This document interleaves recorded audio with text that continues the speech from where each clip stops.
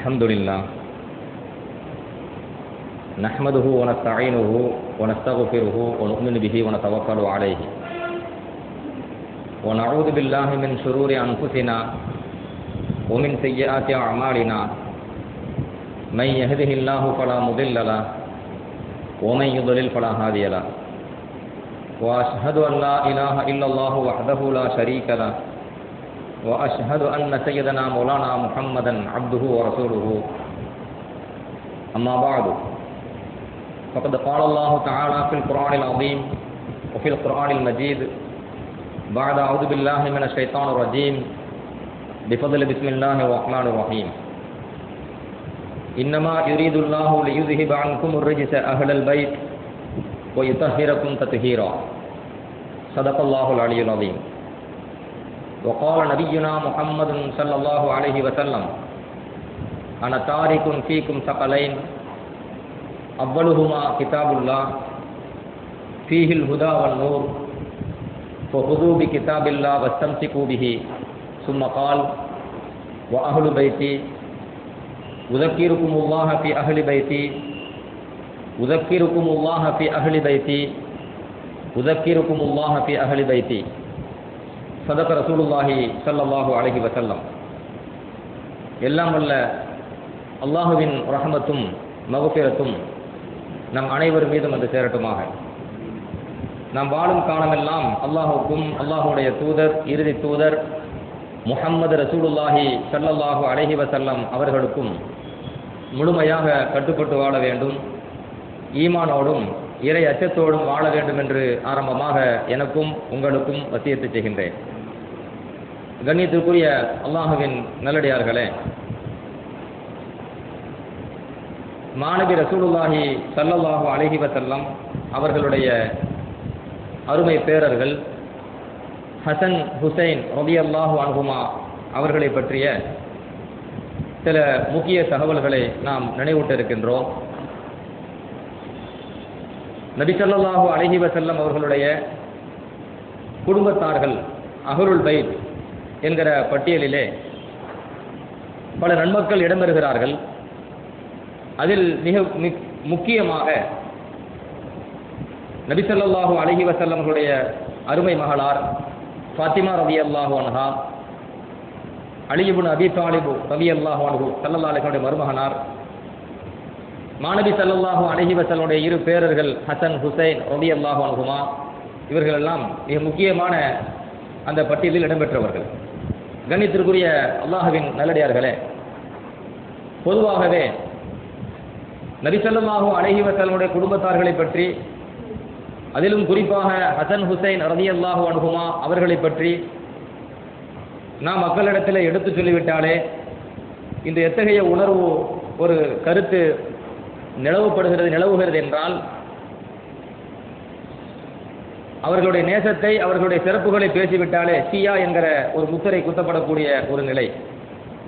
கண்ணியத்திற்குரியவர்களே, நபி ஸல்லல்லாஹு அலைஹி வஸல்லம் அவருடைய குடும்பத்தார்கள் குறித்து அறிஞர்கள் இந்த குடும்பத்தார்கள் விஷயமாக எத்தனை நிலைகள் இருக்கின்றது, எத்தனை கூட்டங்கள் இருக்கிறார்கள் என்பதை பற்றி ஒரு சுருக்கமாக சொல்வதை நான் பதிவு செய்கின்றேன். நபி ஸல்லல்லாஹு அலைஹி வஸல்லம் குடும்பத்தார்களை முழுமையாக முற்றிலுமாக வெறுத்தல், அவர்களுடைய பெயர்களை கூறினாலே ஒரு வகையான அலர்ஜி ஏற்படுவதை போன்ற நிலை, இப்படியும் இஸ்லாத்திலே ஒரு ஃபிர்கா ஒரு பிரிவு உண்டு. இதை வரலாற்றிலே இப்னு ஹஜர் அஸ்கலானி ரஹ்மத்துல்லாஹ் போன்ற பெரும் மேதைகள் இஸ்லாமிய வரலாற்று நூல்களை பதிவு செய்கின்ற பொழுது இந்த கூட்டத்தார்களை அந்நாசிபியா என்று குறிப்பிடுகிறார்கள். இந்த கூட்டத்திற்கு பெயர் அந்நாசிபியா. இன்னொரு கூட்டம் உண்டு. நபி ஸல்லல்லாஹு அலைஹி வஸல்லம் அவருடைய குடும்பத்தார்களை அளவு கடந்து, அதாவது வரம்பு மீறி நேசித்தல். வரம்பு மீறுதல் என்றால் இஸ்லாத்தினுடைய வரம்பு என்னவோ அதை மீறி அவர்களை நேசிக்கிறோம் என்கிற பெயரிலே ஷரியத்தினுடைய சட்டத்திட்டங்களை வரம்புகளை மீறி செல்வது. ஆனால் இந்த நேசம் உண்மையான நேசம் அல்ல. இத்தகைய கூட்டத்தார்களை ஹதீஸ்களை அறிஞர்கள் வரலாற்று ஆசிரியர்கள் இவருடைய பெயர்களை இந்த கூட்டத்தின் பெயர்களை குறிப்பிடுகின்ற பொழுது ஷியா என்று குறிப்பிடுகின்றார்கள். அது நேசிக்கிறோம் என்கிற பெயரில் போலியான அந்த நேசிப்பு தான். அந்த நேசிப்பின் பெயரிலே இஸ்லாத்தினுடைய வரம்பை மீறுதல், இது ஷியா என்று சொல்லுவோம். ஹதீஸுகளை வல்லுநர்களும் இஸ்லாமிய வரலாற்று ஆசிரியர்களும் இந்த கூட்டத்துக்கு இந்த பெயரை குறிப்பிடுகின்றார்கள். மூன்றாவது ஒரு நிலை, அதாவது ஷரியத்தினுடைய வரம்புக்கு உட்பட்டு நபி ஸல்லல்லாஹு அலைஹி வஸல்லம் அவர்களுடைய குடும்பத்தார்களை நேசிப்பது, வரம்பு மீறிவிடாமல் அதே நேரத்திலே அவர்களை வெறுக்கும் செய்யாமல் இஸ்லாத்தினுடைய வரம்பிற்கும் சட்டத்திட்டத்திற்கும் உட்பட்டு அது ஸல்லல்லாஹு அலைஹி வஸல்லம் அவருடைய குடும்பத்தார்களை நேசிப்பது. இவ்வாறு நேசிப்பது அஹ்லு சுன்னத் வல் ஜமாஅத் என்று ஹதீஸ்களை வல்லுநர்கள் முஹத்திஸீன்கள் இந்த கூட்டத்திற்கு பெயரிடுகின்றார்கள். எனவே நாம் இந்த நிலைகளை தெரிந்து கொள்ள வேண்டும். ஸல்லல்லாஹு அலைஹி வஸல்லம் குடும்பத்தார்கள், குறிப்பாக ஹசன் ஹுசைன் ரலியல்லாஹு அன்ஹு அவர்களை பற்றி பேசிவிட்டாலே ஷியா என்று முத்திரை குத்தப்படக்கூடிய இந்த காலகட்டத்திலே எது சத்திய கொள்கை, எது இஸ்லாம் என்பதை நாம் புரிந்து கொள்ள வேண்டும் என்பதற்காக வேண்டி முன்னுரையிலே நான் இந்த கருத்தை உங்களிடத்தில் பதிவு செய்கின்றேன். கண்ணியத்திற்குரிய அல்லாஹ்வின் நல்லடியார்களே, பொதுவாகவே அல்லாஹ் சுப்ஹானஹு வ தஆலா குர்ஆனிலே நபியினுடைய குடும்பத்தார்கள் தூய்மையானவர்கள் என்று பதிவு செய்கின்றான். குர்ஆனும் ஹதீஸும் எதை சொல்கிறதோ அதுதான் மார்க்கம், அதுதான் அதிலிருந்து தான் கொள்கைகள் வகுக்க முடியும். அல்லாஹ் தஆலா குர்ஆனிலே இன்னமா யுரீதுல்லாஹு லியுذஹிப அன்கும் الرجس أهل البيت ويطهركم تطهيرا என்று குர்ஆனிலே 22வது ஜுஸுவிலே முதல் பக்கத்திலே அல்லாஹ் பதிவு செய்கின்றான். சூரத்துல் அஹ்ஸாப் என்கிற அத்தியாயத்திலே 33வது வசனத்திலே அல்லாஹ் இந்த வசனத்தை பதிவு செய்கின்றான். இன்னமா யுரீதுல்லாஹு லியுذஹிப அன்கும் الرجس أهل البيت, நபியின் குடும்பத்தார்களே, அல்லாஹு தஆலா உங்களை விட்டும் அழுக்கை அசிங்கத்தை அல்லாஹ் போக்க வேண்டும் என்று நாடுகின்றான். தஹீரக்கும் தத்ஹீரா, உங்களை பரிசுத்தமானவர்களாக ஆக்க வேண்டும் என்று அல்லாஹ் நாடுகின்றான் என்று அல்லாஹ் சுப்ஹானஹு வ தஆலா குர்ஆனிலே நபி ஸல்லல்லாஹு அலைஹி வஸல்லம் குடும்பத்தார்களை பற்றி பேசுகின்ற பொழுது அவர்கள் அழுக்குகள் அசிங்கங்கள் பாவங்கள் இதை விட்டும் தூய்மைப்படுத்தப்பட்டவர்கள், அல்லாஹ்வே அவர்களை தூய்மையாக்கி விட்டான் என்று குர்ஆனிலே பதிவு செய்யக்கூடிய இந்த வசனம் நபி ஸல்லல்லாஹு அலைஹி வஸல்லம் அவர்களுடைய குடும்பத்தார்கள் தூய்மையானவர்கள் என்பதை அல்லாஹ் தஆலா இதிலே குறிப்பிடுகின்றான். பெருமானார் ஸல்லல்லாஹு அலைஹி வஸல்லம் அவருடைய குடும்பத்தார்களை மூமின்களாகிய நாம் நேசிப்பது கட்டாய கடமை. இது என்னமோ சுன்னத்து முஸ்தஹப்பு என்று அல்ல. நபி ஸல்லல்லாஹு அலைஹி வஸல்லம் அவருடைய குடும்பத்தார்களை நேசிப்பது கட்டாய கடமை என்பதை அல்லாஹ் குர்ஆனிலே வசனத்தின் மூலமாக தெளிவுபடுத்துகின்றான். இப்னு அப்பாஸ் ரலியல்லாஹு அன்ஹுமா அவர்கள் குர்ஆனின் விரிவுரையாளர், அவர்கள் ஒரு வசனத்திற்கு விளக்கம் தருகிறார்கள். அல்லாஹ் குர்ஆனில் சொல்கின்றான், குல் லா அஸ்அலுக்கும் அலைஹி அஜ்ரன் இல்லல் மவத்தத ஃபில் குர்பா. நபி ஸல்லல்லாஹு அலைஹி வஸல்லம் அவர்களே, நீங்கள் உங்கள் உம்மத்துக்கு சொல்லுங்கள், லா அஸ்அலுக்கும் அலைஹி அஜ்ரன், இந்த மார்க்கத்தை நான் உங்களிடத்தில் எடுத்து சொல்வதற்காக வேண்டி உங்களிடத்தில் நான் கூலி கேட்க மாட்டேன். ஆனால் இல்லல் மவத்தத ஃபில் குர்பா, நீங்கள் என்னுடைய குடும்பத்தார்களை நெருங்கிய உறவுகளை நேசிக்க வேண்டும், நேசிக்கத்தான் செய்யணும். இதை நீங்கள் உங்கள் உம்மத்திடம் சொல்லுங்கள் என்று அல்லாஹு தஆலா குர்ஆனிலே குறிப்பிடுகின்றான். அப்ப அல்லாஹ் குர்ஆனில் என்ன சொல்கின்றான்? பெருமானார் ஸல்லல்லாஹு அலைஹி வஸல்லம் அவர்களிடத்திலே சொல்கின்றான் தன் உம்மத்தை பார்த்து, நீங்கள் நபியாகிய என்னுடைய குடும்பத்தை நேசிக்க வேண்டும். இந்த வசனத்திற்கு இப்னு அப்பாஸ் ரலியல்லாஹு அன்ஹுமா விளக்கம் தருகின்ற பொழுது சஹாபா பெருமக்கள் மாநபி ஸல்லல்லாஹு அலைஹி வஸல்லம் இடத்திற்கு கேள்வி எழுப்புறாங்க. இந்த வசனம் இறங்கிய பொழுது, யா ரசூலல்லாஹ் வமன் கராபத்துக ஹாஉலாஇ அல்லதீன வஜபத் அலைனா மவத்தத்துஹும், அல்லாஹ்வின் தூதர் அவர்களே, எங்கள் மீது உங்கள் குடும்பத்தார்களை நேசிப்பது கடமை என்று அல்லாஹ் குர்ஆனில் சொல்கின்றான். உங்க குடும்பத்தை நேசிக்கிறது கடமை என்று அல்லாஹ் குர்ஆனில் சொல்றான். அந்த உங்களோட குடும்பத்தார்கள் யார்? அந்த குடும்பத்தார்கள் யார்?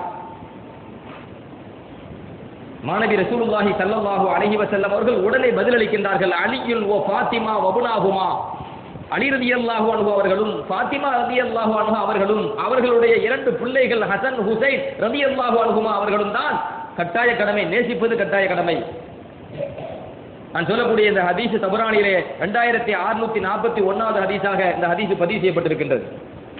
அப்ப ரசூலுல்லாஹி ஸல்லல்லாஹு அலைஹி வஸல்லம் அவர்களுடைய குடும்பத்தார்கள், குறிப்பாக ஹசன் ஹுசைன் ரலியல்லாஹு அன்ஹுமா அவர்களை நேசிப்பது கட்டாய கடமை என்பதை குர்ஆனின் மூலமாக இறைவன் இந்த உம்மத்திற்கு சட்டமாக்குகின்றான். இல்ஸமு மவத்தனா அஹ்லுல் பைத், மாநபி ஸல்லல்லாஹு அலைஹி சொல்றாங்க, அருமை மக்களே, அஹ்லுல் பைத் ஆகிய எங்களை நீங்கள் நேசியுங்கள், கட்டாயம் நேசியுங்கள். நபி ஸல்லல்லாஹு அலைஹி வார்த்தையை கவனியுங்கள், இல்ஸமு மவத்தனா அஹ்லுல் பைத்,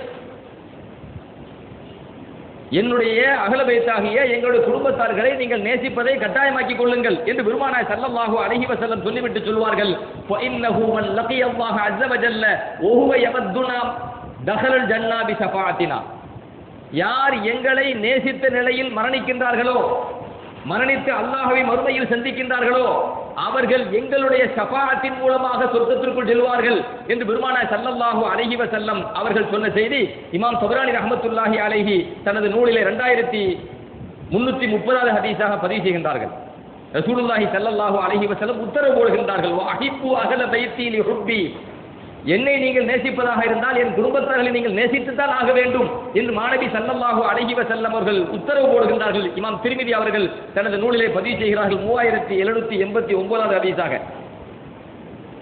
இமாம் ஹாக்கிம் ரஹ்மத்துல்லாஹி அலைஹி அவர்கள் தனது நூலிலே பதிவு செய்கின்றார்கள். ஆதாரபூர்வமான ஹதீஸ் என்ற ஒரு தகவலையும் அங்கே குறிப்பிடுகின்றார்கள். அப்ப ஸல்லல்லாஹு அலைஹி வஸல்லம் அவர்களுடைய குடும்பத்தார்களை நேசிப்பது என்பது, குறிப்பாக ஹசன் ஹுசைன் ரலியல்லாஹு அன்ஹுமா அவர்களை நேசித்தல் என்பது, ஃபாத்திமா ரலியல்லாஹு அன்ஹா அவர்களை நேசித்தல் என்பது, அலி இப்னு அபீ தாலிப் ரலியல்லாஹு அன்ஹு அவர்களை நேசித்தல் என்பது இந்த உம்மத்திற்கு கட்டாய கடமை என்பதை மாணவி ஸல்லல்லாஹு அலைஹி வஸல்லம் விளக்குகிறார்கள். அல்லாஹ் தஆலா குர்ஆனின் மூலமாக விளக்குகின்றான். இன்னும் சொல்ல போனால் இந்த குடும்பத்தார்களை வெறுத்தல் என்பது நிஃபாக் என்கிறான், முனாஃபிக்குத்தனம், நயவஞ்சகத்தனம் அப்படிங்கிறான். இந்த குடும்பத்தார்களை ஒரு மனிதன் வெறுத்து விடுவானேயானால் அவன் என்ன தொழுதாலும் அந்த தொழுகை அல்லாஹ்விடத்தில் ஒப்புக்கொள்ளப்படாது என்று பெருமானார் ஸல்லல்லாஹு அலைஹி வஸல்லம் எச்சரிக்கை செய்கிறார்கள்.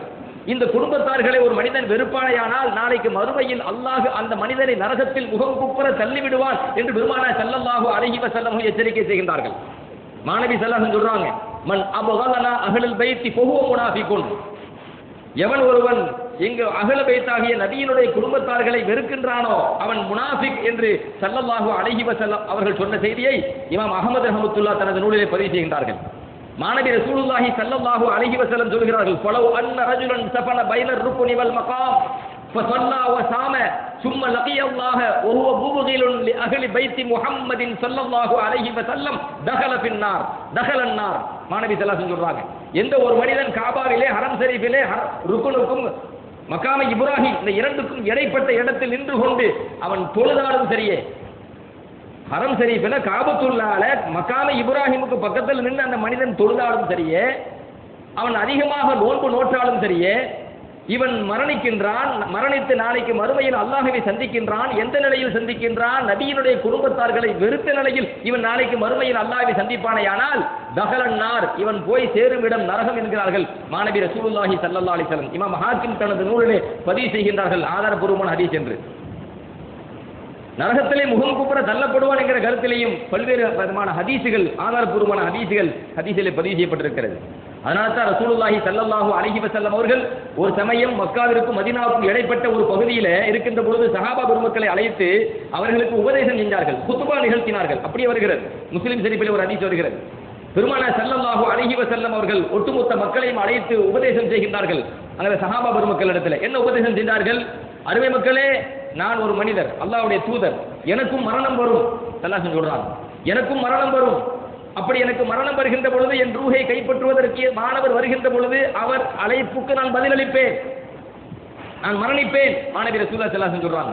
சொல்லிவிட்டு சொல்கிறார்கள், அன தாரிக்கும் ஃபீக்கும் சகலைன், அருமை மக்களே, நான் உங்களிடத்தில் இரண்டு முக்கியமான கண்ணியமான விஷயத்தை விட்டு செல்கின்றேன் சொல்றாங்க. நான் மௌத்தாக போறேன், ஆனா உங்களிடத்தில் இரண்டு கண்ணியமான விஷயத்தை விட்டுட்டு போறேங்கிறாங்க. அந்த இரண்டு கண்ணியமான விஷயம் என்ன? ஸல்லல்லாஹு விளக்குகிறார்கள். அவ்வலுஹுமா கிதாபுல்லாஹ் ஃபீஹில் ஹுதா வன் நூர் ஃபஹுது பி கிதாபில்லாஹ் வஸ்தம்சிகு பிஹி. அந்த இரண்டு விஷயத்தில் முதலாவது அல்லாஹ்வுடைய வேதம். அதிலே நேர்வழி இருக்கிறது, அதிலே ஒளி பிரகாசம் இருக்கிறது, உங்களை அசத்தியத்திலிருந்து சத்தியத்தின் பக்கம் வழிகாட்டக்கூடிய அளவுக்கு பிரகாசம் அதில் இருக்கின்றது. அதை பற்றி பிடியுங்கள், குர்ஆன் பிரகாரம் வாழுங்கள். இது முதலாவது விஷயம். அடுத்து மாணவி ரசூலுல்லாஹி ஸல்லல்லாஹு அலைஹி சொல்றாங்க, இரண்டாவது விஷயம் வஅஹ்லு பைத்தி, என்னுடைய குடும்பத்தை உங்களிடம் விட்டு செல்கின்றேன். உதக்கிருக்குமுல்லாஹ ஃபி அஹ்லி பைத்தி, என்னுடைய குடும்பத்தார்கள் விஷயத்திலே நான் உங்களுக்கு அல்லாஹ்வை நினைவூட்டுகின்றேன். என் குடும்பத்தார்கள் விஷயத்திலே நான் உங்களுக்கு அல்லாஹ்வை நினைவூட்டுகின்றேன். என் குடும்பத்தார்கள் விஷயத்திலே நான் உங்களுக்கு அல்லாஹ்வை நினைவூட்டுகின்றேன். 3 முறை மாணவி ரசூலுல்லாஹி ஸல்லல்லாஹு அலைஹி வஸல்லம் அவர்கள் தன் குடும்பத்தார்கள் கண்ணியமானவர்கள், அந்த கண்ணியமான என் குடும்பத்தை உங்களிடம் விட்டு செல்கின்றேன். அவர்கள் விஷயத்தில் கண்ணியமாக நீங்கள் நடக்க வேண்டும், மரியாதையாக நீங்கள் நடக்க வேண்டும் என்பதற்கு அல்லாஹ்வை நினைவூட்டுகின்றேன் என்று பெருமானார் ஸல்லல்லாஹு அலைஹி வஸல்லம் சஹாபா பெருமக்களை எல்லாம் அழைத்து மிக நீண்ட உரை நிகழ்த்துகிறார்கள். இந்த ஹதீஸ் முஸ்லிம் ஷரீஃபிலே பதிவு செய்யப்பட்டிருக்கிறது. அப்ப அப்படி என்றால் நபி ஸல்லல்லாஹு அலைஹி வஸல்லுடைய குடும்பத்தார்கள் எவ்வளவு முக்கியமானவர்கள், கண்ணியமானவர்கள் என்பதை இங்கே நாம் புரிந்து கொள்ள வேண்டும். கண்ணியத்திற்குரியவர்களே, அதுதான் மீண்டும் நான் சொல்கின்றேன், நபி ஸல்லல்லாஹு அலைஹி வஸல்லுடைய குடும்பத்தார்கள் என்று வருகின்ற பொழுது அதிலே பல குடும்பத்தார்கள், பல கிளைகள் அதில் இடம்பெறுகின்றார்கள். அதில் மிக முக்கியமாக இங்கே நாம் சுருக்கமான நேரத்தில் பதிவு செய்வது அலி ரலியல்லாஹு அன்ஹு, ஃபாத்திமா ரலியல்லாஹு அன்ஹா, அவர்களுடைய பிள்ளைகள் ஹசன், ஹுசைன் ரலியல்லாஹு அன்ஹுமா. ஹசன், ஹுசைன் ரலியல்லாஹு அன்ஹுமா அவர்களை குறித்தே மாநபி ஸல்லல்லாஹு அலைஹி வஸல்லம் அவர்கள் பல ஹதீஸ்களில் பேசுறாங்க. நான் எனது பேரப்புள்ள அந்த 2 பிள்ளையை நேசிக்கிறேன், நீங்களும் நேசிங்கங்கறாங்க ஸல்லல்லாஹு அலைஹி வஸல்லம். நபி சொன்ன உத்தரவு உள்ளது. ஹசன், ஹுசைன் ரலியல்லாஹு அன்ஹுமாவை நேசிக்க வேண்டும், நான் நேசிக்கின்றேன். மாநபி ஸல்லல்லாஹு அலைஹி வஸல்லம் நான் நேசிக்கின்றேன், நீங்களும் நேசியுங்கள். எவ்வளவு தெளிவான உத்தரவு இந்த உம்மத்திற்கு. ஹசன், ஹுசைன் ரலியல்லாஹு அன்ஹு யாருடைய பராமரிப்பில் வளர்கிறார்கள்? ஈருலக தலைவர், ஷரியத்தின் சொந்தக்காரர், ஷாரிர் ஹபீபுல்லா முஹம்மது ரசூலுல்லாஹி ஸல்லல்லாஹு அலைஹி வஸல்லம் அவர்களுடைய கண்காணிப்பிலே, பொறுப்பிலே வளர்கிறார்கள் என்றால் இந்த வளர்ப்பு எவ்வளவு முக்கியமானது. எந்த இல்லத்திலே, எந்த குடும்பத்திலே அவர்கள் பிறந்து வளர்கிறார்கள்? நுபுவத்தினுடைய குடும்பத்திலே, நுபுவத்தினுடைய இல்லத்திலே அவர்கள் பிறந்து வளர்கிறார்கள் என்று சொன்னால் அது எவ்வளவு கண்ணியமான குடும்பம், எந்த கண்ணியமான பாரம்பரியமான குடும்பத்திற்கு சொந்தக்காரர்கள் என்பதை முஸ்லிம்களாகிய நாம் உள்ளத்திலே ஆழமாக நிறுத்திக் கொள்ள வேண்டும். கண்ணியத்திற்குரியவர்களே, ஹசன் ரலியல்லாஹு அன்ஹு ஹிஜ்ரி 3ஆம் ஆண்டு பிறந்து ஹிஜ்ரி 49ஆம் ஆண்டு ஷஹீதாகின்றார்கள். ஹிஜ்ரி 49ஆம் ஆண்டு. ஹசன், ஹுசைன் ரலியல்லாஹு அன்ஹு ஹசன் ரலியல்லாஹு அன்ஹு அவர்கள் நபி ஸல்லல்லாஹு அலைஹி வஸல்லுடைய 2 பேருக்கும் நபியினுடைய தோற்றம் உண்டு. ஹசன் ரலியல்லாஹு, ஹுசைன் ரலியல்லாஹு அன்ஹு. ஹசன் ரலியல்லாஹு மேல் பகுதின்னு சொன்னா, ஹுசைன் கீழ் பகுதி. நபி ஸல்லல்லாஹு அலைஹி வஸல்லம் அவர்களுடைய மேற்பகுதி ஒரு பேரரிடத்திலையும், நபி ஸல்லல்லாஹு அலைஹி வஸல்லம் கீழ் பாதி இன்னொரு பேரரிடத்துல அப்படி இருக்கும். அவங்கள பார்த்தா நபி ஸல்லல்லாஹு அலைஹி வஸல்லம் அவர்களை பார்க்க தேவையில்லை. அந்த அளவுக்கு அந்த உருவ ஒப்புமை மட்டும் அல்ல, குண ஒப்புமையும் உண்டு. மாநபி ரசூலுல்லாஹி ஸல்லல்லாஹு அலைஹி வஸல்லம் அவர்கள் இந்த உம்மத்திடம் எப்படி வாழ்ந்து காட்டினார்களோ, எப்படி பணிவோடு வாழ்ந்து காட்டினார்களோ, சுருக்கமாக சொல்ல வேண்டும் என்றால் அத்தனை வகையான ஒழுக்கத்தின் உறைவிடம் மாநபி ஸல்லல்லாஹு அலைஹி வஸல்லம், கண்ணியத்தின் உச்சம் பெருமானார் ஸல்லல்லாஹு அலைஹி வஸல்லம், பணிவின் எல்லை மாநபி ரசூலுல்லாஹி ஸல்லல்லாஹு அலைஹி வஸல்லம். அனைத்து வகையான நன்னடத்தைகளை, நற்குணங்களை நீங்கள் ஹசன், ஹுசைன் ரலியல்லாஹு அன்ஹுமா இருவரிடத்தில் நீங்கள் பார்க்க முடியும். இருவரிடத்திலும் பார்க்க முடியும். பெருமானார் ரசூலுல்லாஹி ஸல்லல்லாஹு அலைஹி வஸல்லம் அவர்களுடைய குணம் உங்களுக்கு எல்லோருக்கும் தெரியும். மாநபி ஸல்லல்லாஹு அலைஹி வஸல்லம் எப்படிப்பட்ட குணமுடையவங்க? விசாலமான கொடையுடையவர்கள். யார் வந்து ஸல்லல்லாஹு அலைஹி வஸல்லம் அவரிடத்தில் எதை கேட்டாலும் இல்லைன்னு ஸல்லல்லாஹு அலைஹி வஸல்லம் சொல்ல மனதில்லை. நான் தரமாட்டேன் சொன்னதாக வரலாறு இல்லை. நீங்கள் புகாரியை எடுத்து பார்க்கலாம், முஸ்லிமை எடுத்து பார்க்கலாம். பெருமானார் ஸல்லல்லாஹு அலைஹி வஸல்லம் இடத்திலே அவர்களுக்கு தேவை இருந்தும் கூட புத்தாடை அணிகின்ற நேரத்திலே ஒரு சஹாபி இந்த ஆடை அழகாக இருக்கிறதே என்ற அந்த ஒற்றை சொல்லை பெருமானார் ஸல்லல்லாஹு அலைஹி வஸல்லம் புரிந்து கொள்கிறார்கள். இந்த மனிதர் இந்த ஆடை கேட்கிறார் என்று. அழகாக இருக்குதே என்று சொன்னது புரியுதாங்க ஸல்லல்லாஹு அலைஹி வஸல்லம். இந்த ஆடை அவர் விரும்புகிறார் என்று. தேவை இருந்தும் புத்தாடை அணிந்து பெருமானார் ஸல்லல்லாஹு அலைஹி வஸல்லம் இல்லம் சென்று உடனடியாக மாற்றி அந்த புத்தாடையை அந்த சஹாபியிடம் கொடுத்தார்கள் என்பது வரலாறு. புகாரி, முஸ்லிம் நீங்க பார்க்கலாம். சஹாபாக்கள் கேட்கிறார்கள் அந்த மனிதனிடத்தில், அந்த சஹாபியிடத்திலே, அருமை தோழரே, மாநபி ஸல்லல்லாஹு அலைஹி வஸல்லம் அவர்களுக்கு அந்த ஆடை தேவை இருக்கிறது, தேவை இருக்க போய்த்தான் அணிகின்றார்கள். அப்படி இருக்கின்ற பொழுது அந்த தேவையை தாங்கள் அறிந்து கொண்டு அந்த ஆடையை நீங்க எப்படி கேட்கலாம்? ஸல்லல்லாஹு அலைஹி வஸல்லம் அவர்கள் யாராவது அவர்களிடத்தில் போய் தாருங்கள் என்று கேட்டால் இல்லை என்று சொன்னதில்லையே.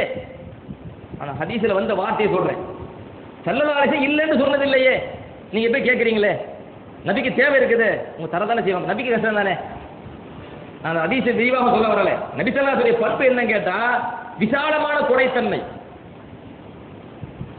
தான் பசித்திருந்தாலும், தனக்கு தேவை இருந்தாலும், தான் வறுமையில் இருந்தாலும், ஒரு மனிதர் தன் வறுமையை எடுத்து சொல்லி பெருமானார் ஸல்லல்லாஹு அலைஹி வஸல்லம் வருவாரேயானால், ஒரு மனிதர் தனக்கு பசி என்று தன் ஸல்லல்லாஹு அலைஹி வஸல்லம் வருவாரேயானால் ஸல்லல்லாஹு அலைஹி வஸல்லம் அவர்கள் மூலமாக அவருக்கு அந்த தேவை நிறைவேறித்தான் செல்வார். நீங்கள் வரலாறை பார்க்கலாம். இந்த குணத்தை அப்படியே ஹசன், ஹுசைன் ரலியல்லாஹு அன்ஹுமா இருவரிடத்திலும் பார்க்க முடியும். ஒரு சமயம் ஹசன் ரலியல்லாஹு அன்ஹு அவங்கள்ட்ட ஒரு மனிதர் வந்து யாசகம் கேட்கிறார், தேவை ஏதாச்சும் தாங்க என்று. வரலாற்றில் பதிவான தகவலை சொல்றேன். ஏறத்தாழ 10,000 திர்ஹம்ங்க, ஏறத்தாழ 10,000 திர்ஹம். 1400 ஆண்டுகளுக்கு முன்னால் உள்ள நிகழ்ச்சி நான் சொல்றேன். ஏறத்தாழ ஒரு 10,000 திர்ஹத்தை அந்த மனிதருக்கு தன்னுடைய இல்லத்துக்கு கூட்டு போய் கையில் கொடுத்து அனுப்புறாங்க. எவ்வளவு பெரிய குடைத்தன்மை.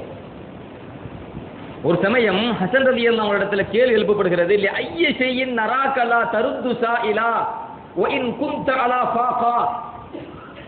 ஹசன் ரலியல்லாஹு அன்ஹு இடத்துல கேள்வி எழுப்பப்படுகிறது. அவங்களுடைய குடைத்தன்மையை பார்த்து மக்கள் வியந்து போனார்கள். ஹசன் ரலியல்லாஹு அன்ஹு அவர்களே, நபியின் பேரரே, தங்கள் குடும்பத்திற்கு தேவை இருந்த பொழுதும் கூட யாராவது உங்களிடத்தில் வந்து ஏதேனும் தேவையை கேட்டால் அவர்களை நீங்கள் மறுத்து அனுப்பியதாக நாங்கள் கண்டதே இல்லையே. இந்த அளவுக்கு குடைத்தன்மை ஏன்? உங்களுக்கு தேவை இருக்கும் பொழுது கூட யாராவது கேட்டா நீங்க போங்கன்னு திருப்பி அனுப்ப மாட்டீங்களே என்று சொன்ன பொழுது அவங்க சொன்ன வார்த்தை என்ன தெரியுமா? அந்த உம்மத்துக்கு அழகான ஒரு தத்துவத்தை பதிவு செய்கிறார்கள். இன்னி லில்லாஹி சாயிலுன் ஒஃபீஹி ராகிபுன். ஏனென்றால் நான் அல்லாஹ்விடத்தில் சாயிலாக இருக்கின்றேன். நான் அல்லாஹ்வின் தேவையை கேட்கிறேன். நானே சாயில் தானே. சாயில்ல நான் கேட்கக்கூடியவன் அர்த்தம். நானே அல்லாஹ்ட்ட கேட்கக்கூடியவனா இருக்கிறேன். அப்படி நான் அல்லாஹ்விடத்தில் கேட்கின்ற பொழுது என் தேவையை அவன் ஏற்றுக்கொள்ள வேண்டும் என்று நான் ஆசையும் படுகின்றேன்.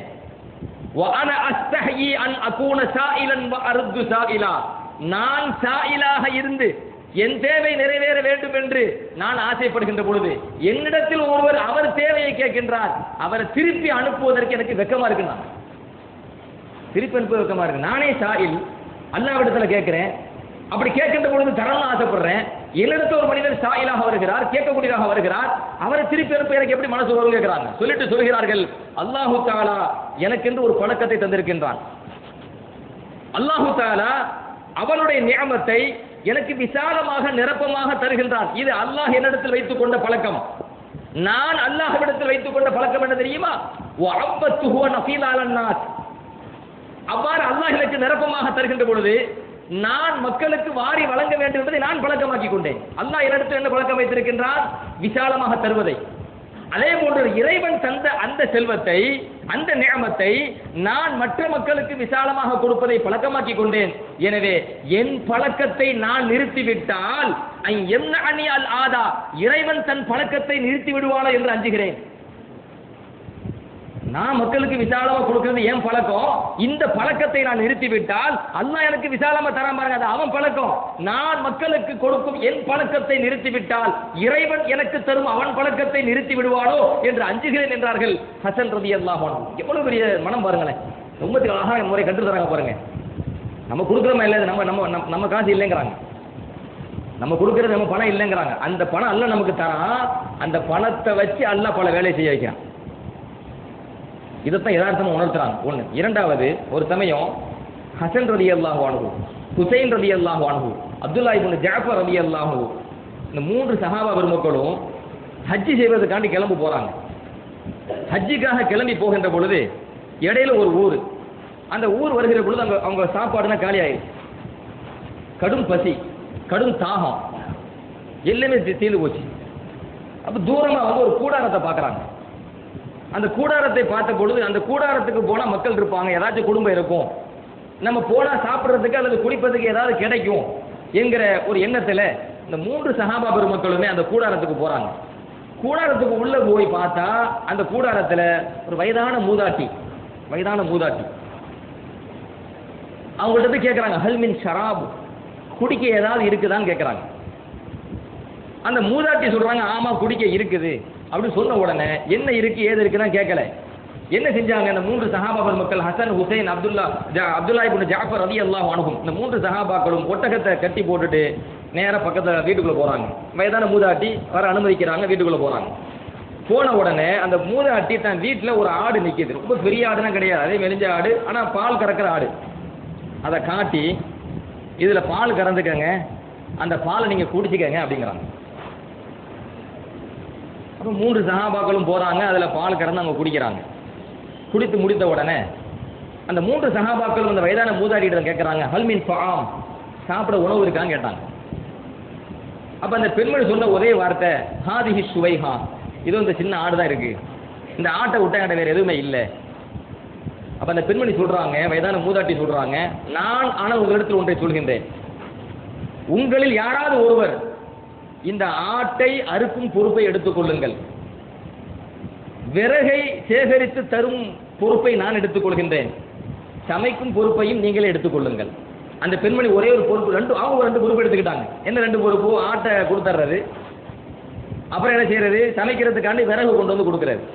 சஹாபாக்களுக்கு ரெண்டு பொறுப்பு, அந்த ஆட்டை அறுக்கிறது, சமைக்கிறது.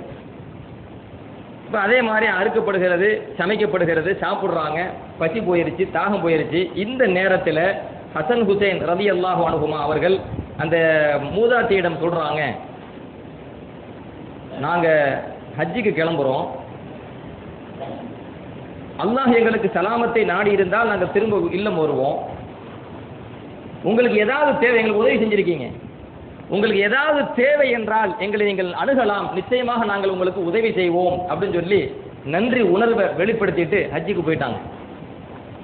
ஹஜ்ஜுக்கு போயிட்டு முடிஞ்சிச்சு, ஹஜ்ஜு முடிஞ்சிருச்சு, திரும்பி வந்தாச்சு. இப்போ அந்த மூதாட்டி வசிக்கக்கூடிய அந்த பகுதியில் கடும் பஞ்சம்.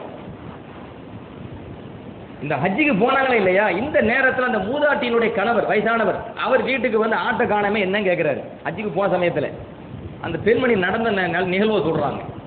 இதை மாதிரி 3 பேர் வந்தாங்க, தங்களை குறைசி கூட்டம் அப்படின்னு சொன்னாங்க, பசி தாகன்ட்டு கேட்டாங்க, இருக்கிற ஒரு ஆட்டை நான் அவங்களுக்கு அறுத்து கொடுத்துட்டேன் அப்படின்னு சொன்ன உடனே அந்த வயதான மூதாட்டியின் கணவர் அந்த வயசானவருக்கு கடுமையான கோபம், வைஹகி ததுபஹீன சாத்தனாலி கௌமில்லா நாரிஃபுஹும் சும்ம தகூலின நஃபருமின் குறைஷ், முகம் தெரியாத ஒரு ஆளுக்கு போய் நீங்க நம்மள்ட்ட இருக்கிற ஒரு ஆட்டை அறுத்து சாப்பிட கொடுத்துட்டியே, அந்த கூட்டம் எங்களை குறைசிக்கு கூட்டம், குறைசி வம்சம் சொன்னதுக்காக வேண்டி முகம் தெரியாத ஒரு மக்களுக்காக, ஒரு கூட்டத்துக்காக நம்ம வீட்டில் இருந்த ஒரு ஆட்டை, அதுதான் நம்ம சொத்து, அதை அறுத்து கொடுத்துட்டீங்களேன்னு அவர் வருத்தப்பட்டார். இப்போ ஹஜ்ஜு முடிஞ்சு அவங்க உள்ள இல்லம் போயிட்டாங்க, வீட்டுக்கு போயிட்டாங்க. இப்போ இந்த குடும்பத்துக்கு கடும் பஞ்சம், கடும் தேவை. எந்த அளவுக்கு கடும் பஞ்சம், எவ்வளவு தேவைன்னு சொன்னா வாழ முடியலை. கடைசியாக அந்த குடும்பத்தார்கள் தங்களுடைய தேவைக்காக வேண்டி மதீனாவுக்கே வராங்க. யாராவது நம்ம உதவி செய்ய மாட்டாங்களான்னு. அப்படி மதீனாவுக்கு வருகின்ற பொழுது ஹசன் ரலியல்லாஹு அன்ஹு தனது இல்லத்தினுடைய வாசல்ல உட்கார்ந்து இருக்கிறாங்க. இப்போ இந்த வயதான மூதாட்டி என்ன செய்யறாங்க, அந்த ஒரு கூடை கையில் வச்சுக்கிட்டு நடந்து போறதை பார்க்குறாங்க. பார்த்துட்டு கேட்குறாங்க, யா அமத்தல்லா ஹல் தாரிஃபுனி, இவங்களுக்கு நல்லா தெரியுது அந்த மூதாட்டி யாருண்டு. அதனால் அந்த அந்த மூதாட்டியை அழைத்து கேட்குறாங்க, யா அமத்தல்லா ஹல் தாரிஃபுனி, அல்லாஹின் அடிமை பெண்ணே என்ன யாருன்னு தெரிகிறதான் கேட்குறாங்க. அந்த பெண்மணிக்கு வயசான மூதாட்டி இல்லை, எனக்கு தெரியலை அப்படிங்கிறாங்க. நினைவூட்டுறாங்க, அஹது யுஃபிகி யௌம கதா சனத கதா ஃபில் மன்சிலில் ஃபுலானி, இந்த இடத்துல, இந்த வருடத்துல, இந்த மாசத்துல நாங்கள் உங்களுக்கு விருந்தாளிகளாக வந்தோமே உங்கள் இல்லத்திற்கு நினைவூட்டுறாங்க. நினைவூட்டும் ரொம்ப வயசாக போறனால நினைவுக்கு வரல. அந்த வயதான மூதாட்டி சொன்னாங்க, இல்ல எனக்கு நினைவுக்கு வரலமாங்கிறாங்க. அப்பதான் ஹசன் ரலியல்லாஹு சொன்னாங்க, அப்படியா, உங்களுக்கு நினைவு இல்லாம போகலாம், இல்லம் தஅரிஃபுனி ஃபஅன அஅரிஃபுகி, உங்களுக்கு என்ன நினைவு இல்லாம போகலாம், ஆனால் எனக்கு உங்களை நினைவு இருக்கிறது. என்ன செஞ்சாங்க தெரியுமா, வரலாற்றுல பதிவாகுதுங்க, வரலாற்று நூல்ல ஆதாரப்பூர்வமான வரலாற்று நூல்ல பதிவான தகவலை சொல்றேன். முஹம்மது ரசூலுல்லாஹ் அப்படின்னு வரலாற்று நூல் முகமது ரிலா என்கிற அறிஞர் எழுதியிருப்பார். அந்த அறிஞர் தான் இந்த வரலாற்று தகவலை பதிவு செய்கிறார். முஹம்மது ரசூலுல்லாஹ் என்கிற ஒரு வரலாற்று நூல், மிகப்பெரிய பிரபல்யமான ஒரு நூல். அந்த நூலாசிரியர் தான் இந்த வரலாற்றை பதிவு செய்கிறாரு. ஹசன் ரலியல்லாஹு அன்ஹு அந்த பெண்மணிக்கு செஞ்ச பெரிய உபகாரம் என்னன்னு கேட்டீங்கன்னா, தனது அடிமையை கூப்பிட்டு சொன்னாங்க, ஒரு 1000 ஆட்டை அவங்களுக்கு கொடுங்கன்னாங்க. யோசிச்சு பாருங்க, 1000 ஆடு, 1000 தீனார், 1000 தங்க காசை அந்த பெண்மணிக்கு கொடுங்க அப்படின்னாங்க. யோசிச்சு பாருங்க, அன்றைய காலகட்டத்தில் 1000 ஆடு என்பது எவ்வளவு பெரிய பொக்கிஷம், எவ்வளவு பெரிய சொத்து. 1000 தீனார், 1000 தங்க காசு என்பது எவ்வளவு பெரிய சொத்து. 1000 ஆடுகளை, 1000 தங்க காசுகளை அந்த பெண்மணிக்கு கொடுத்துட்டு நிக்கல. என்ன செஞ்சாங்க தெரியுமா, ஹசன் ரலியல்லாஹு அன்ஹு தனது அடிமையை கூப்பிட்டு சொல்றாங்க, எனது சகோதரர் ஹுசைன் ரலியல்லாஹு கூட்டு போங்கன்னாங்க. நான் செஞ்ச நடைமுறை அவர்கிட்ட போய் சொல்லுங்க அப்படின்னாங்க. அந்த அடிமை என்ன செய்யறாரு, அந்த அந்த பெண்மணியை, அந்த வயதான மூதாட்டிய ஹுசைன் ரலியல்லாஹு கூட்டு போறாங்க. அவங்களுக்கும் பார்த்தவொன்னே தெரிஞ்சிருச்சு. விஷயத்தை கேட்கறாங்க, எனது அண்ணன் என்ன பண்ணாருன்னு கேட்கறாங்க, என் சகோதரர் என்ன செஞ்சாருன்னு. அவர் சொல்றாரு, 1000 ஆடு கொடுத்தாரு, 1000 தங்க காசு தீனார் கொடுத்தாரு அப்படின்னு சொன்னா. அப்படியா, சரி நானும் அந்த மாதிரி தரேன். அவரும் 1000 ஆடு 1000 தங்க காசுங்க. அவர் பாருங்க, என்ன நபியோட குடும்பம்லாங்க. ஹுசைன் ரலியல்லாஹு பாருங்க, நான் மட்டும் அந்த நிகழ்வுல கிடையாது, இன்னொரு இருக்கார் அப்துல்லா இப்னு ஜாஃபர் ரலியல்லாஹு அன்ஹு, அவர்கிட்டையும் கூட்டு போங்கன்னு. அந்த அடிமை அவர்கிட்ட கூட்டு போறாங்க. அவர்கிட்ட கூட்டு போன பிறகு அவரும் கேட்கிறாரு என்ன நடந்துச்சுன்னு. அப்ப 2 பேரும் செஞ்சதே அவர் சொல்றாரு அந்த அடிமை. அந்த நேரத்தில் தான் அப்துல்லா இப்னு ஜாஃபர் ரலியல்லாஹு சொன்னாங்க, வல்லாஹி லவ் பதஅத் பி லஅத்அபதுஹுமா, அல்லாஹ் மீது சத்தியமாக இந்த வயதான மூதாட்டி மட்டும் முதல்ல என்னிடம் வந்திருந்தால் அந்த 2 பேருக்கும் கொடுக்க முடியாத அளவுக்கு நான் கொடுத்துருப்பேன். அந்த 2 பேரும் கொடுக்க முடியாத அளவுக்கு நான் இந்த பெண்மணி கொடுத்துருப்பேன். அவங்களுக்கு கஷ்டமா போயிடும் முதல்ல என்கிட்ட வந்திருந்தா. அதனால நானும் அவங்களை விட மேல கொடுத்து அவங்களோட பெரிய அந்தஸ்து அடைஞ்சிடக்கூடாது. நபியோட பேர பிள்ளைங்கள்ல. அதனால அவங்க என்ன செஞ்சாங்க, அமர லஹா பி அல்ஃபை ஷாத்தின் வ அல்ஃபை தீனார், 2000 ஆடு கொடுங்கன்னாங்க. ஏன்னா 2 பேரும் அண்ணன் தம்பி 2 பேரும் சேர்ந்து 2 சகோதரர்கள் சேர்ந்து 2000 கொடுத்தாங்களா இல்லையா? அதனால இவர் என்ன செய்யறாரு, 2000 கொடுக்குறாரு. 2000 ஆடு 2000 தீனார். நல்ல கவனிங்க, ஒத்த ஆடு. அதுவும் வரலாற்றை எப்படி எடுத்து சுவைஹத்துன்னா மெலிஞ்ச சின்ன ஆடு. ஆடுனாலே ரொம்ப மோட்டாக பெருசாக இருக்குமே, அந்த மாதிரி கூட இல்லை. ஒரு ஒத்த ஆட்டை, மெலிந்த சின்ன ஆட்டை இவங்க ஒரு 3 பேருக்கு அறுத்து கொடுத்துருக்காங்க. சல்லல்லாஹு அகலபை தன்னுடைய குடும்பத்தார்களை பாருங்க. அதுக்கு பரிகாரமாக அவங்க எவ்வளவு பெரிய இது பாருங்களேன். நபிசாசுரி பண்பு அதுதான். நீ நபிசாசுரி வரலாற்றை பார்த்தீங்கன்னு வைங்களேன், யாராவது சல்லல்லாஹு அலைஹி வஸல்லம் ஒரு அன்பளிப்பு கொடுத்துருந்தாங்கன்னு வைங்க, ஏதாவது ஒரு உதவி செஞ்சிருந்தாங்கன்னு வைங்களேன், சல்லல்லாஹு சொல்லுவாங்க, உங்களுக்கு வாய்ப்பு இருந்தால் என்னை வந்து சந்திங்கம்பாங்க. உங்களுக்கு ஒரு வாய்ப்பு என்னை சந்திக்க மாதிரி இருந்தால் என்னை வந்து சந்திங்கம்பாங்க. சந்திக்க வந்தா என்ன வேணுமோ கேளும்பாங்க. வரலாற்றில் பதிவாகுதுங்க. கபரானியில் ஹாக்கிம்ல ஆதரப்பூர்வமான செய்தியை சொல்கிறேன். சல்லல்லாஹு அலைஹி வஸல்லம் ஒரு கிராமத்துக்கு போகிறாங்க. ஒரு கிராமத்துக்கு போகும்போது நபிக்கு இதே மாதிரி தான் பசி. ஒரு குடும்பத்தார் ஒரு கிராமவாசி உதவி செய்கிறாங்க சல்லல்லாஹு அவங்கள்ட்ட. அப்போ மாணவி சொல்லிட்டு போகிறாங்க, உங்களுக்கு மதீனாவில் வேலை இருந்தா என்ன வந்து சந்திங்கன்னு போயிட்டாங்க. அவர் மதீனாவுக்கு ஒருக்க வராரு. நபிசாசுடைய அந்த சமூகத்துக்கு வருகிறார். மாணவி சல்லாசம் கேட்குறாங்க, என்ன வேணும் கேளுங்கன்னாங்க. என்ன வேணும் கேளுந்தாங்க. அப்போ அந்த மனிதர் கேட்டது என்ன தெரியுமா, எனக்கு ஒரு ஆடு தாங்களேன், எனக்கு ஒரு ஒட்டகம் தாங்களேன், ஒட்டகத்தை கட்டுறது கயிறு தாங்களேன், இதைத்தான் கேட்டார். அலி இப்னு அபீ தாலிப் ரலியல்லாஹு போன்ற பெரும் சஹாபாக்கள் சபையில் இருந்தாங்க. ஆச்சரியப்படுறாங்க, என்ன இந்த மனிதர் இதை கேட்டுட்டு இருக்கிறாரு. நபி ஸல்லல்லாஹு அலைஹி வஸல்லம் என்ன வேணா கேளுன்னு சொல்றாங்க. அப்போ அலி தான் நினைக்கிறேன், அவங்க சொல்றாங்க, வந்த ஹதீஸ்ல வந்த தகவலை சொல்றேன். என்ன சொன்னாங்க தெரியுமா, ஐயோ இந்த மனிதர் சொர்க்கத்தை கேட்க வேண்டாமா? நபி ஸல்லல்லாஹு அலைஹி வஸல்லம் என்ன வேணா கேளுன்னு சொல்லிட்டாங்க. இந்த மனிதர் இந்த இடத்தில் சொர்க்கத்தை கேட்டிருக்க வேண்டாமா? இவர் சொர்க்கத்தை தான் கேட்க போகிறார் என்று எங்கள் உள்ளத்தில் நாங்கள் நினைத்துக் கொண்டிருக்கிறோம். ஆனால் அவர் கேட்கிற ஆடு தாங்களா, ஒட்டகத்தை தாங்களா, அதை கட்டத்தை கைது தாங்களான்னு கேட்டிருக்கிறாரு. நபி ஸல்லல்லாஹு அலைஹி வஸல்லம் அவர்களே ஒருக்கே சொல்லிட்டாங்க, என்ன இந்த மனிதர் இதை கேட்கிறாருந்தாங்க. பனு இஸ்ராயல் காலகட்டத்தில் வாழ்ந்த ஒரு வயதான மூதாட்டி மூசா அலைஹிஸ்ஸலாம் அவங்கள்ட்ட கேட்ட மாதிரி கூட இவருக்கு அந்த கேட்க தெரியலையே. நபி ஸல்லல்லாஹு அலைஹி சொன்னாங்க, ஒரு மூதாட்டிக்கு கேட்க தெரிஞ்சது கூட இவர் கேட்க தெரியலன்னு சொல்லி போட்டு ஸல்லல்லாஹு சொன்ன சஹாபாக்கள் கேட்கறாங்க, அல்லாஹ்வின் தூதர் அவர்களே, பனு இஸ்ராயல் காலகட்டத்தில் வாழ்ந்த மூதாட்டி மூசா அலைஹிஸ்ஸலாம் அவங்கள்ட்ட அப்படி என்ன கேட்டாங்கன்னு இந்த சம்பவத்தை நான் சுருக்கிறேன். அப்போ அந்த பனு இஸ்ராயல் காலகட்டத்தில் வாழ்ந்த மூதாட்டி மூசா அலைஹிஸ்ஸலாம் அவங்கள்ட்ட என்ன கேட்டாங்க தெரியுமா, நான் உங்களுக்கு ஒரு விஷயத்தை சொல்லித்தரேன், மூசாவுக்கு ஒரு தேவை, அதை நான் சொல்லித்தரதா இருந்தா சொர்க்கத்தில் நான் உங்களோட இருக்கிற பாக்கியம் கிடைக்கும், அதை தாங்க வாங்கி தாங்க அப்படின்னு கேட்டாங்களாம். நான் உங்களுக்கு நீங்க கேட்கிறதை நடத்தி தருவதாக இருந்தால் நான் கேட்கறதை செய்யுங்க அந்த பெண்மணி சொன்னாங்களாம். அப்ப என்ன கேட்கிறாங்க மூசா அவங்கள்ட்ட, சொர்க்கத்தில் உங்களோட இருக்கிற பாக்கியத்தை எனக்கு தாங்கன்னா. அல்லாஹ்வே சொல்லிட்டான், அந்த பெண்மணி கேட்கறதை கொடுங்கன்னா. வரலாற்றில் வந்த ஹதீஸிலே ஆதாரப்பூர்வமான ஹதீஸில் வந்த தகவலை நான் சொல்றேன். அப்போ நபி ஸல்லல்லாஹு அலைஹி வஸல்லம் அவர்கள் ஒரு மனிதரிடத்தில் என்ன வேணாலும் கேளுங்க அப்படின்னு கேட்கும்போது அந்த இடத்துல புத்திசாலித்தனம் நம்ம என்ன கேட்கணும், நம்ம காசு கொடுத்து வாங்க முடியாத அளவுக்கு பெருசா ஒன்று இருக்கு சொர்க்கம். எவ்வளவு உலகத்தை சம்பாதிச்சா உலகத்தை கொடுத்து போட்டு சொர்க்கத்தை வாங்க முடியுமா? உலகத்தினுடைய அத்தனை காசுக்கும் சொர்க்கம் அதுக்கு ஈடாகுமா? முடியாது. காசு கொடுத்து வாங்குறதுக்கு சொர்க்கம் கிடையாது. அது நம்ம கற்பனை செய்ய முடியாத அளவுக்கு உயர்ந்தது. நபி ஸல்லல்லாஹு அலைஹி சொல்றாங்க, எந்த கண்ணும் பார்த்திடாத, எந்த காதும் கேட்டிடாத, எந்த உள்ளமும் சிந்தித்திராத அளவுக்கு அது ரொம்ப அழகானது. அது சொல்ல முடியாதுங்கிறாங்க, வர்ணிக்க முடியாதுங்கிறாங்க, யதார்த்தத்தை வர்ணிக்க முடியாதுங்கிறாங்க. அவ்வளவு பெரிய விஷயத்தை கூட ஸல்லல்லாஹு தரேன்றுவாங்க.